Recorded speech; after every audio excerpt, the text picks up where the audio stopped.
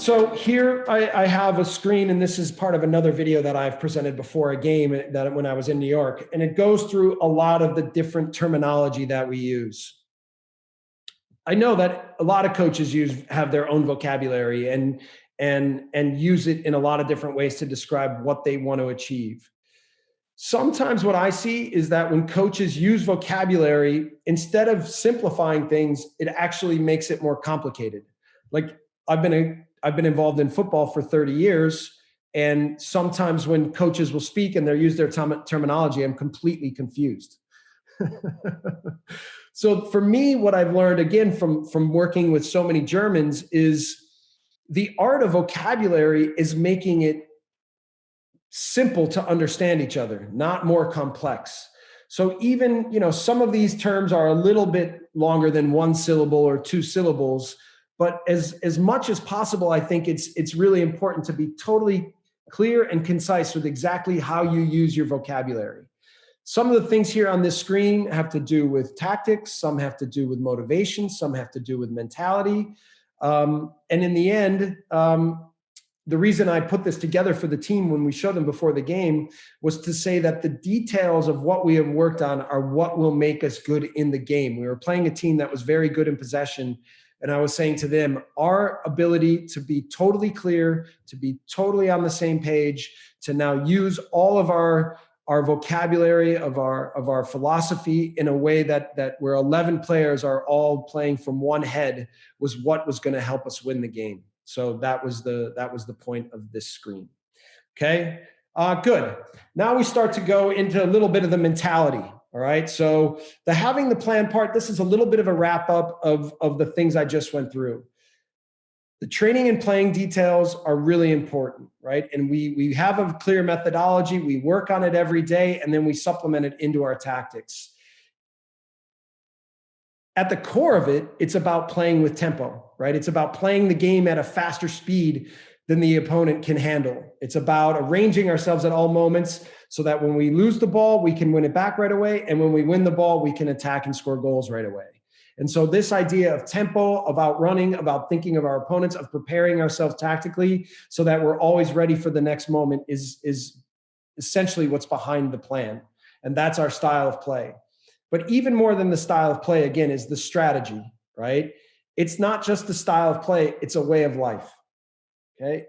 We say, if you want something, you go out and get it, right? You don't wait for it to happen. You don't react, you go. You are the aggressor. You are proactive.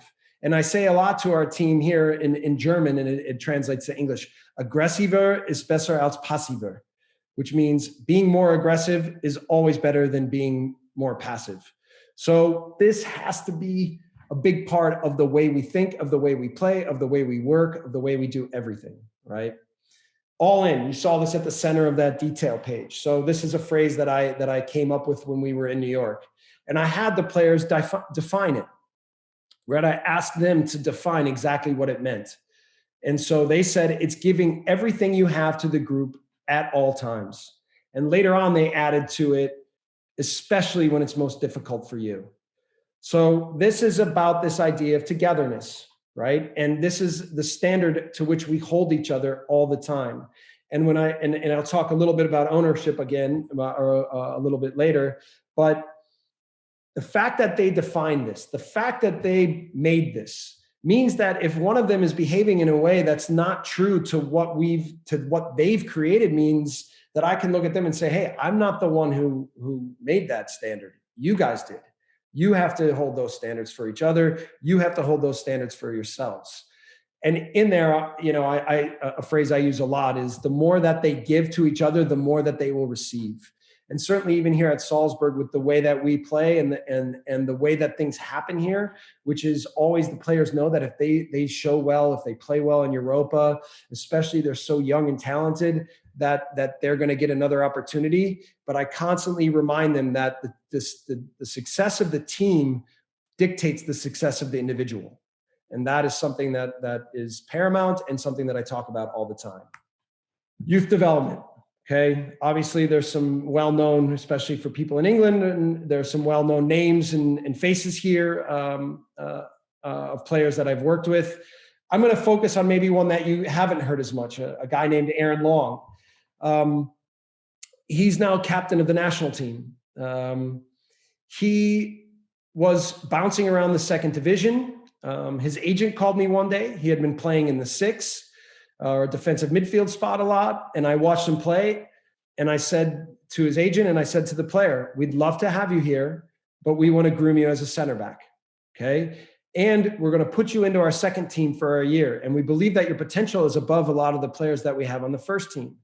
But we want you to learn the position. We want you to learn our ideals, and we want you to commit to the way we play and put it to practice with the second team. And we believe that if you do that effectively, that you're going to grow into be a really good player for the first team. So he had options to go to the first teams of other clubs in MLS. He chose to come to us, and he trusted us. And we taught him how to play the position. We taught him about our mentality. He was defender of the year in the second division. He came into the first division. 2 years later, he was defender of the year in the first division. There was rumors about Liverpool picking him up because they've had so many problems at the center half position. And now he's captain of the national team. So it's not just about Erling Haaland. It's not just about Takumi Minamino. It's overall that we believe in youth. We believe in development. We believe in pushing these players every day, and we believe in giving them opportunities. And you're often surprised by what they can do for you. So all of these players, and I could put 20 more up there that we're all very proud of, that had achieved beyond, I think, what anyone thought they could at young ages. So a lot of fun to work with young players. You have to be patient sometimes. For access to the full webinar and more exclusive coaching content, sign up for your free trial today at academy.coachesvoice.com.